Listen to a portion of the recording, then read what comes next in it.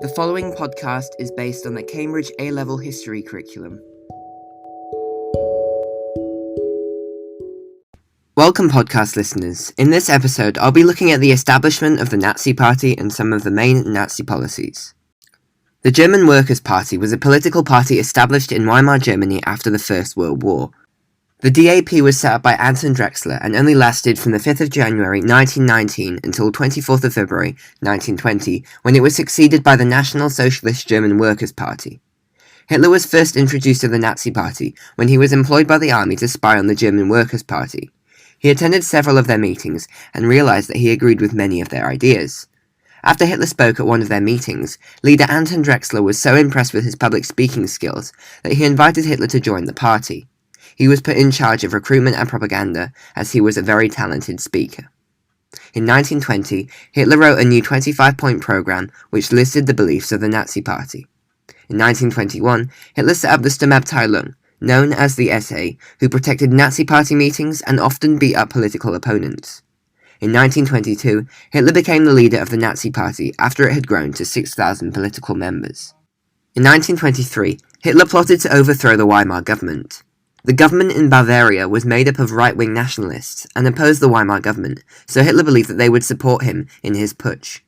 On the evening of the 8th of November, Hitler and the Nazis burst into their meeting at the beer hall in Munich and threatened the Bavarian leader, forcing him to support their putsch. After the Bavarian leader von Kahr was allowed to leave, he betrayed Hitler and called the police, resulting in Hitler's arrest and subsequent trial and imprisonment. The Nazi Party was also banned for 2 years, from 1923 to 1925, whilst Hitler was imprisoned. During his imprisonment, he wrote his autobiography, Mein Kampf, which was released in 1925. Following his release, he re-established his control over the Nazi Party and created the Heil Hitler salute.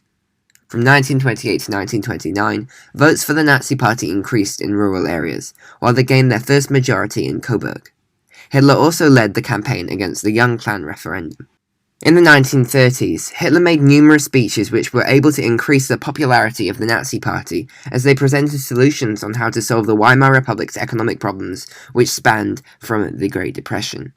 In 1932, Hitler was able to further establish his support as he took part in the presidential election of 1932, garnering a total of 13.4 million votes.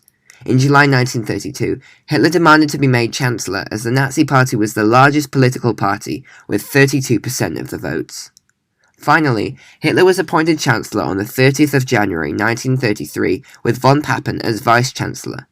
Von Papen had managed to persuade Hindenburg that Hitler could be controlled if he, von Papen, was made Vice-Chancellor, with von Schleicher and von Papen both being unpopular as Chancellors, but Hitler seeming to have a large amount of support.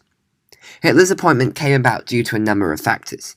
Importantly, the Nazis were the largest political party at the time, and secondly, Hitler clearly had support as he was the close runner-up in the 1932 presidential elections.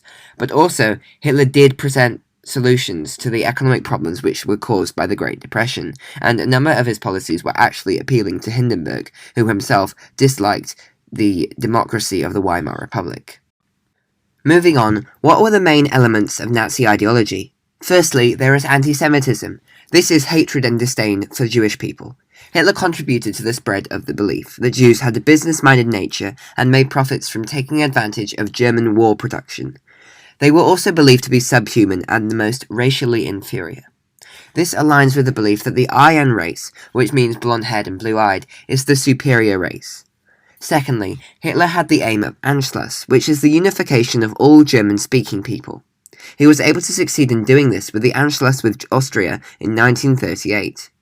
Thirdly, with his goal of expansionism, Hitler aimed at creating Lebensraum, meaning living space for the German people. In terms of government, Hitler believed in totalitarianism, that nothing and no one should go against the state. He also believed in dictatorship. He took many steps to centralize power and control over Nazi Germany and remove democracy from the country. He also believed in militarism, believing that Germany must have a great military capability for national pride and also to aggressively defend and enforce their territorial interests. Finally, he wished to pursue autarky, making Germany self-sufficient in terms of economy and resources. Next, let's look into the Nazi policies and how some of them were appealing to certain groups of people in Germany. Firstly, when looking at industrialists and businessmen, Hitler's leadership was appealing due to his anti-communism. Communism would see state control over businesses, which is what industrialists were afraid of. Meanwhile, Hitler's industrialism and plans to invest in the German industry to allow for autarky were also largely appealing to industrialists and businessmen. In terms of the army, Nazism was appealing due to its militarism. Hitler aimed at reversing the Treaty of Versailles, which created anger in Germany as it reduced the military and national pride. He also had a policy of Lebensraum and Anschluss, which involved the expansion of the German Empire and uniting all German speakers. Thus, Hitler's policies towards the military and expansion meant that Nazism was appealing to the army. Nationalists would support the Nazi Party, as the party believed in nationalism and installing Hitler as a strong, all-powerful dictator, or Führer, of Germany. They also disliked the foreign influence in Germany, and this would be reduced under the policy of achieving autarky. Furthermore, they believed that Germans are the superior race and would support Hitler's racial policies towards the Jews and other minorities. Overall, nationalists supported Nazism because the Nazi Party promised to restore Germany's international prestige through improving the economy and reviving the military, and thus national pride.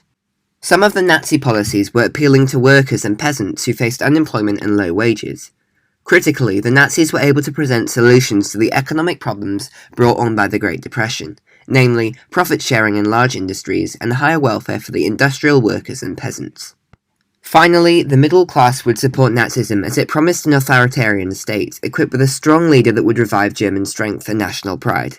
They also promised solutions to the Great Depression, which would improve and restore a higher quality of life for the German people. This is something that the Weimar politicians were unable to carry out. Thank you for listening to this episode of my podcast. Please subscribe to be notified when the next episode is released. You may also fill out the Google form in the description of this episode to leave valuable feedback and suggestions. See you next time. Goodbye.